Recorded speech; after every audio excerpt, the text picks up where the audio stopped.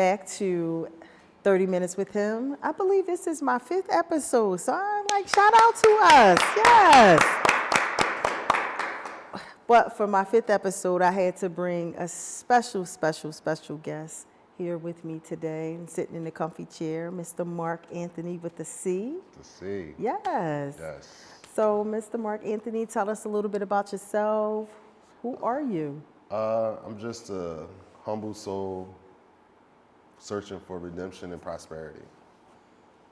That is so short, but I love it.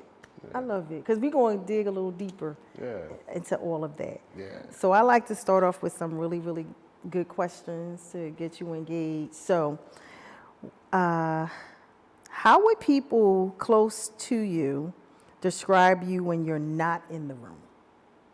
You describe me when I'm not in the room? Yes. That's interesting. So I would say, some people would say I'm very passionate about my people. Mm-hmm. I could be a little crazy at times too. But most of all, I'm for my people though. Like if you with me, I'm for you. I want you to win. I want you to succeed. Mm-hmm. I'm caring. But most of all, I'm very passionate about everything. So, yeah. See, I'm a little biased, but okay. All right. So what's something about you most people get wrong? Most people get wrong about me is that I don't care because I don't speak on how I care about certain things. Mm-hmm. I just fill out what can I do to make everything right, and I put how I feel to the back and move forward with just what we got to do to make things right. Why? Why you do that? I just feel like I have my people who I can share my feelings with that can accept them the right way, and I just share them with them for my own therapeutic things. But I feel like everybody in the world don't really care about your feelings. It don't really matter. Elaborate on that a little bit more. I just feel like in today's society, we live in a world where like your feelings don't really matter until somebody speak on it. Mm-hmm. Or somebody say, you know what, we should care about that feeling. And then that's when everybody cares. But for the most part, don't nobody care. So you just gotta find your pocket of people who you could share your feelings with that is gonna accept them the way you want them to be accepted. And then move forward with just making sure everything else around you is just running right. I like you. You have grown so much. So much. So let's jump into your identity, right? Okay. Touch a little bit more about that. So when did you first feel like you became a man, if ever? Oh, man. So what I'll say is, I'll steal something from one of our colleagues here. I'm still growing. You know what I mean? Mm-hmm. I'm a man, but I'm still growing. I feel like I'm a man in his learning phase in life. I feel like I'm not going to never turn it off because there's always something to learn as a man, as a human. Mm-hmm. The brain, as long as you keep trying to develop the brain, it'll continue to grow. Mm-hmm. And the moment you stop, it's over. But what was your identifying mark when you became a father, when you turned 18? What to you, what made you, or when did you identify I'm a man? I feel like, because I was still wilding out when I first had my son too. So I can't even say when I first had my son, because I kind of like took that for a joke for the first couple of years too. But I'll say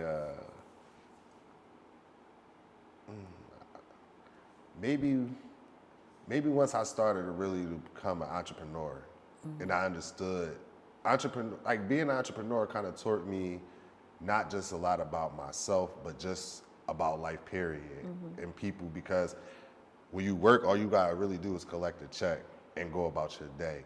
But once I became an entrepreneur, I had to really learn how to love and care for people that I was neglecting in my entrepreneur journey.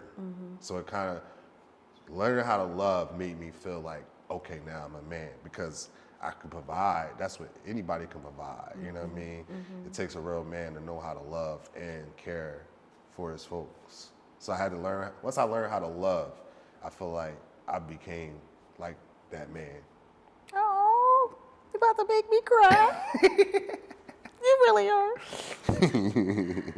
are. So, what part of manhood do you think isn't talked about enough? I feel like the part of manhood that's not talked about enough is our relationships with our families. I feel like a lot of men neglect the fact that we supposed to be the leaders of our families and our tribes or whoever our community is.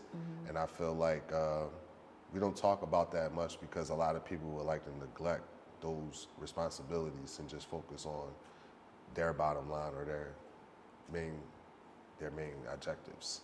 So, do you believe that it should be talked about? That topic should be talked about and discussed more amongst men or amongst families? Amongst everybody, I guess against with men, other men, your children, your family, your women, yourself. Like you gotta talk to yourself about it. You know what I mean? In order to really be the person that you really need to be to succeed. I'm just blown away. And these are not, this not, well, I didn't give you the questions. You didn't give me the questions. So you couldn't practice. Nah, I didn't practice. So what drives you on the days you don't feel motivated? Oh, absolutely, my son. Absolutely. Like, Shout out to MJ. Shout out to MJ. He's just like, he has my name in my face, and then he's just an example of what if for me. Like, for me, what if he becomes this, and then like, for deeply, just directly to me is like, man, what if I would have did? You know what I mean? So he's always a constant reflection of what if. So like, I can't never really let him down because what if he'd look at me and be like, okay, well, that's cool. So he's my constant reminder and my ticker to keep going. Oh, nice. So would you say fatherhood is one of your greatest accomplishments? Yes, definitely, for sure. I mean, like I said, the first 3 years, I probably honestly wasn't the best father. I wasn't a terrible father, but I didn't take it really that serious because I just was a young father. That was really I can't really make no excuses. I wasn't trained. I didn't have no guideline to go from, so it was just, I just didn't take it that serious. Do you find that that's something that all men deal with, those who don't have that father figure in their life? Do you believe they have like a tough time trying to raise their kids or be the best example to their children because they didn't have that example? I can't really speak for everybody. I can only speak for myself. So when I say for me, I had troubles with like being a father, whereas though like sometimes I'm overcompensating because it's like I just want to make sure that everybody know I'm that dad, and then sometimes I'm not really because I just don't know. I'm in ignorance. You know what I mean? Like I don't even know that these are the moments that I was supposed to step up until, well, of course, the mother say something. You know, the mom ain't about to let it slide. You know what I mean? Wait a minute, hold up. You supposed to be, so you know. It just takes a certain level of maturity to understand that though, and you just gotta, you know, just be prepared to fix and do the right things and repair the things that you've done from the past. That is good. That's a good one. I taught you well. I'm so. Shout out to me. No. Have you ever felt stuck doing what was expected instead of what you wanted? Oh yeah, a lot. But I kind of, when I'm in those situations, it's almost as if like it's still what I wanted because I put myself there. I wouldn't be nowhere I wouldn't want to be. But sometimes in that moment, I'm in a conflict where I'm doing something I don't want to do. But I'm where I want to be, if that makes sense. So how do you, let's apply that to your business ethic. How would you apply it to that? So there's certain things that I'll be wanting to do as far as like how I deal with certain clients and certain things, but I find myself having to resort to taking a better route because sometimes the things that I be thinking and the plans that I be having wouldn't be the best for my business bottom line. You know what I mean? So sometimes I find myself in communications with people that, or dealing with people where as though like, I don't really want to do this with this person, but sometimes you just gotta chalk it up and just go through because like, they probably don't want to deal with you. You know what I mean? But they know that it's going to be beneficial for you to coexist in the same place. So sometimes you just got to do that. Yeah, well, you didn't talk about what you do as a businessman. So can you tell us a little bit about that? So I'm a man of many hats. I first had my own platform, Kanvas Garden. That's my baby. Whereas though we highlight Black-owned businesses and artists throughout the tri-state, all over. It's complicated, but it's a nice platform. Make sure you guys follow it. It's at Kanvas Garden. If any artists, like we do showcases too, so any artists want to get on the platform or do a showcase, make sure you hit us up. But overall, if you tap in, we got a lot of things going. We just started a dance school too, called Outbreak with Latif and Crazy E. Shout out Crazy E, that's my guy. Also, trying to do a lot of other things. Like I also help manage Canvas venue too. So Yes, you are no, you're not a worker. I'm You, turning. you are my employee. I'm a but- her employee, but No, you're not. He runs the business. I try.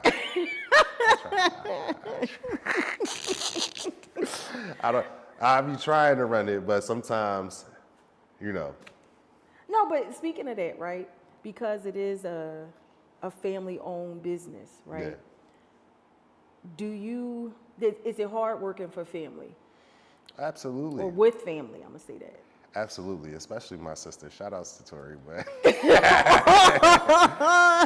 I love you, sis. But yeah, it's hard because certain things that I would not probably do for a person who I don't know, I would definitely do for the family.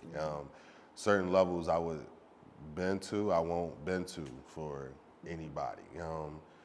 But overall, it's like it's also a positive working with family because I know that like everything that I do, whether it's just going to the back to get a cup, everybody in here is benefiting from it. And people who I care about are benefiting from it.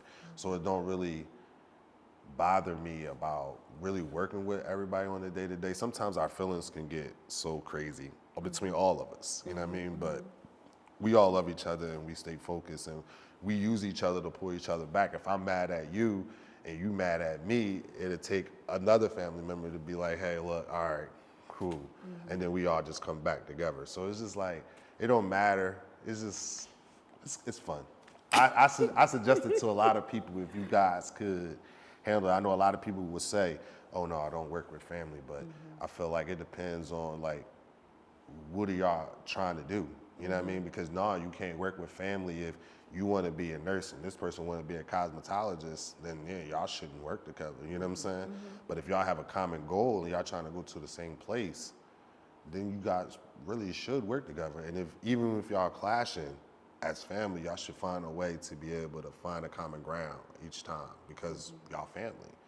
So that's my main thing. I just feel like people just don't want to try to find the common ground. They just want to be right or stand on their principles and their morals. Yeah, So that is true.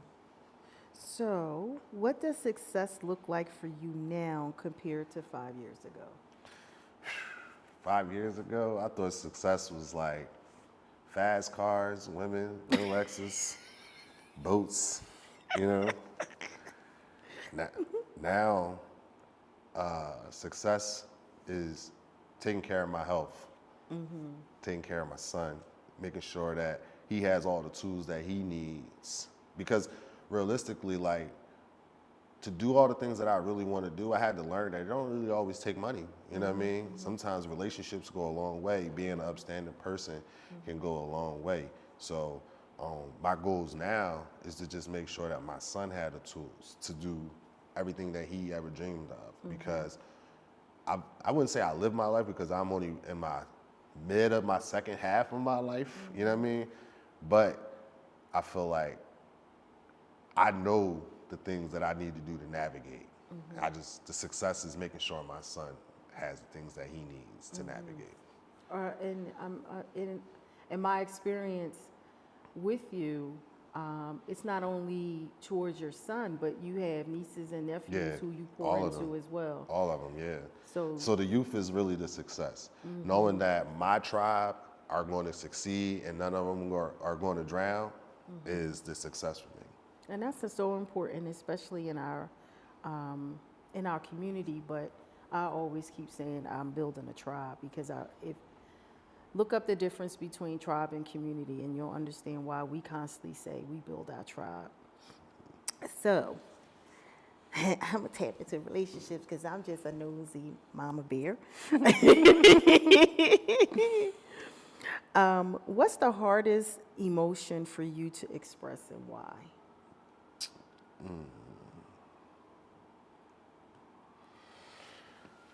So this might sound crazy because of all the things I said prior to all of this, but I feel like my hardest thing is to show is compassion for me. I show it. I do. I give a lot of compassion, but it's literally the hardest thing. Sympathy. Like, it's just like, it's hard. So sometimes it takes for me to have to take time to analyze what's going on, and then to like, okay, this is what I need to do moving forward, because maybe I'm overreacting. Maybe I'm not seeing the big picture. But sympathy, empathy, all of that kind of stuff. Like, normally, I used to feel like everybody held me to the book. And when I messed up, it was like they nailed me to the coffin. And that's how I used to feel, you know what I mean? But now that I'm grown, I'm just saying that, like, no, that's just how life go. And I used to typically like, okay, well, they gonna hold me to this book, I'm gonna hold them to this book. And every time they mess up, I'm waiting so I can nail them on the coffin. And I'm taking notes and tallying it up. So, and I just start moving by the book as much as possible to avoid those things. But honestly, they just gonna come. So you just gotta, you know. But I'm working on myself. I'm not perfect. Like I said in the beginning, I'm a man of redemption. What's something you wish the women in your life understood about men, understood about you?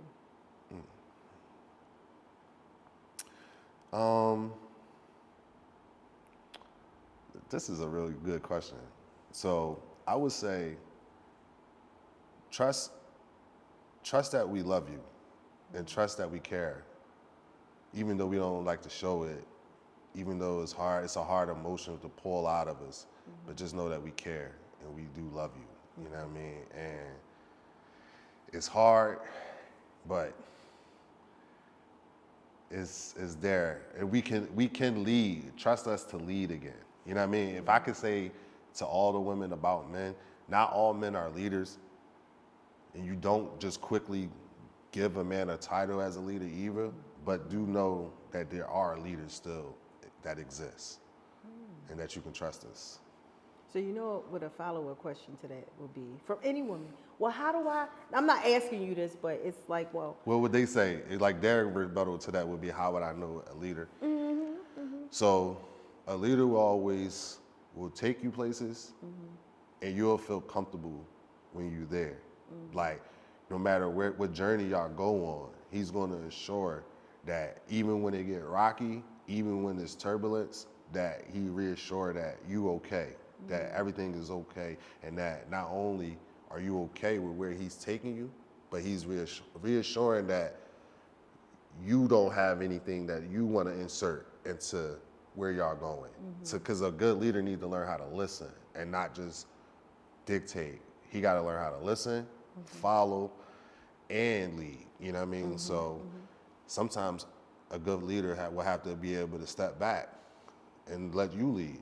You know what I mean? So it's like, if he's taking you somewhere uncomfortable, he got to be willing to, be able to be willing to listen to your communication that you're not comfortable, and then be willing to take the step back to let you at least get somewhere comfortable, to continue to lead from there. You know what I mean?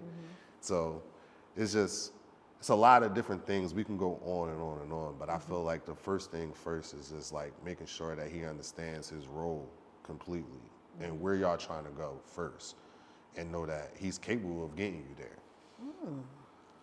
I gotta take some notes. I don't have my recorder on to record all this to play it back, because I'm gonna play it back and be like, remember those books you talked about? Holding you accountable? So, what was the moment, I'm gonna take you back a little bit, what was the moment that forced you to grow up faster than you wanted? So when my son was probably about 4, his mom got real sick, and it was like really touch and go. It was really scary for me, and the possibility of having to raise my son by myself really kind of changed. That's when like I really had to stop thinking it was a joke, because my son was like 4, and now I'm facing to have to raise him possibly by myself. So it kind of like forced me to like switch up everything I was trying to do, and kind of be there for him and be there for her to a degree. But yeah, that's kind of like the thing that kind of forced me to be something that I wanted to be, well, I didn't want to be just yet. Like I was still trying to be that silly. Anybody who know me, they know I've been silly, funny guy, play around. All your life. Don't take nothing serious. You used to If wear you want that. to good, if you having a bad day and you need a laugh, call me up, because I can make light of anything. You Because know what I mean? I could pull up that picture with that black and yellow shirt on, looking like Charlie Brown. So Yeah, so it's like everybody know, like, but I feel like that was a scary moment. That was a surreal moment that kind of like, damn, like I could be a single father, you know what I mean? With a kid that's like already premature with his own health issues. So it's like, it kind of just woke me up, forced me to step up and do something different. So what failure changed you the most? If any. I feel like there's multiple ones, but it's all stemmed from one thing. So like, I feel like me letting my anger get the best of me is like my biggest failure, because I feel like a man's best trait is composure. So it's like, if I lose my composure, then I'm losing the best part of me. So it's like, every time I lose my anger or tip off or just can't control myself, I failed, to me. That's the only time I failed, because I didn't use my brain. I could mess up and destroy a lot of things, but if I didn't use my brain, I failed myself. You know what I mean? That is a good one. I don't even know how I might follow up with that one. Well, if there's a man listening right now and feel lost, what would you tell them? Be okay with talking to yourself, because sometimes talking to other people ain't gonna get you where you gotta go. Sometimes you gotta look in the mirror and talk to yourself with those hard conversations that some people ain't gonna call you out for. Some people ain't gonna say to your face, or whatever the case may be. You gotta be man enough to tell yourself in the mirror to your face, hey, you gotta do this. You gotta pick yourself up, or hey, this ain't this ain't going the way you want it to go. You gotta see it right now to do something different, you know. And it take those conversations with yourself. For me, I can't speak for everybody else, but it take those conversations with yourself to make you realize that, like, you know, you got other people in the take community, but your biggest partner is the man in the mirror. That's your biggest person you can depend on. The only person truly you can depend on. But it's about those conversations in the mirror. You know, you gotta be willing and man enough to take them, and don't pacify it. Come raw with yourself. You know what I mean? Because ain't nobody else really gonna do it. I was just talking to somebody about that today, about being able to actually look yourself in the mirror and have a conversation. Because when you're in the mirror, you know, you're dialing up and you're not looking at yourself. You're just looking around yourself. But to actually stand in the mirror, look yourself in the eye and have that conversation, it's not crazy. It's not. But you talking to yourself to either support yourself, promote yourself, to check yourself. So it is very, very important. But how important is it for a man? I'm speaking from a woman, but for a man, does it look different? What you mean by as far as like speaking to yourself in the mirror? I feel like because we are looked at as like,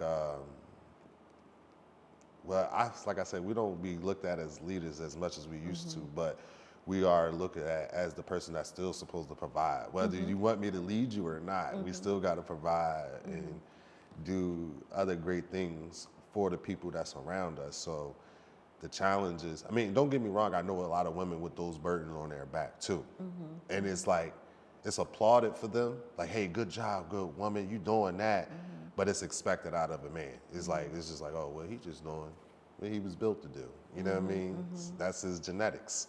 So it's like, it's harder for us because it's like, if you're not clicking, you, as a woman, you could probably even be like, well, you know what? I could just find me a good man. Let me work on my appearance, get in the gym. Because I give up, I tried. You know what I mean? But as a man, we can't do that. You know what I mean? We can't be like, oh, well, I mean, there are men that do it, but real men, we not gonna do that. We ain't about to just hit the gym and like, oh yeah, you know, you just gotta, it's harder because you gotta face that thing and knowing that, like, especially if you ain't been successful, especially if things ain't going the best the way it's supposed to be, and you gotta pull yourself up, and the negativity is circulating around you because whatever the case may be, the people not believing in you no more, your morale ain't what it used to be, and that be the difference between like a man and a woman, because a woman could just be like, well, I'm gonna just put this makeup on, toss these tissues in this bra, whatever my the God. case may be. And I'm gonna go out here and I'm gonna hook me something for the day. And the only thing we can hook is fish in the ocean to feed our families. Because that's the only thing we can really do. You know what I mean? So it's like, I don't know. It's just, but I do feel like it's not much of a difference between a man and a woman. Like, I won't say, I'm answering the question the way you asked me, but if my opinion is no real difference between the man and the woman, because they go through trials and tribulations just like us. So it's just, the things that they're struggling with, they can and sometimes do have other options to lean on other than men do. So we are winding down on our time, and we could sit here forever. Like, this is really, like, y'all just don't know. But this is the final question. This is my signature final question. So I'm going to allow you to read it and then answer it. Read it and answer it out loud. Okay. Well, The last one. okay. What does becoming a better man look like to you right now? Becoming a better man is being more in tune with my religion. I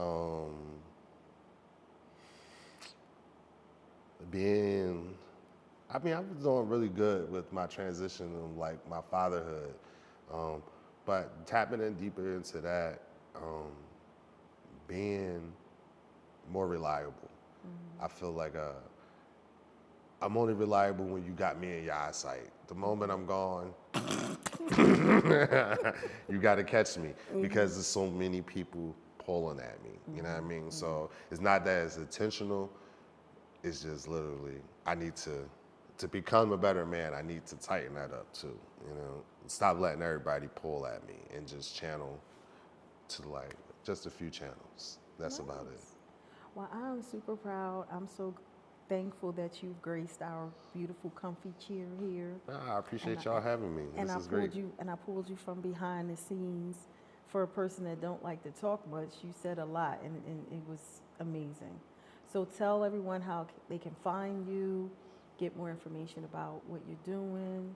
Okay, so like she said, Mark with the C, Anthony. If you're probably watching this now or get a quick snippets, I'm going to change my Instagram name today. But it's Mark with a C, Anthony. And pretty much I'm trying to put together a good thing of music, arts, band, dance, the whole nine, and recreate a new vibe.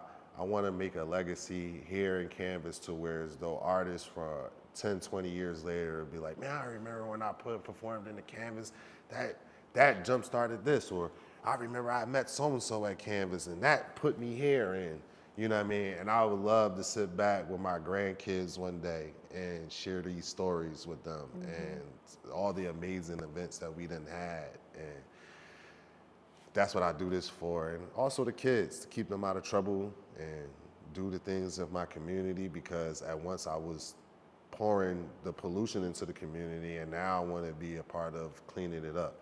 So I have a lot of business ventures. Like I can go on and on and on about what I'm trying to do, but our objective is to get my nonprofit for the kids fully up and running, and also make sure that they stay safe and always have a safe environment and a mentee that they can come to and whenever they in distress or down or feeling like they just need somebody to talk to. You know what I mean? Yeah. I cannot be more prouder. Well, thank you again, and this wraps up 30 Minutes with him. Thank you. Thank you.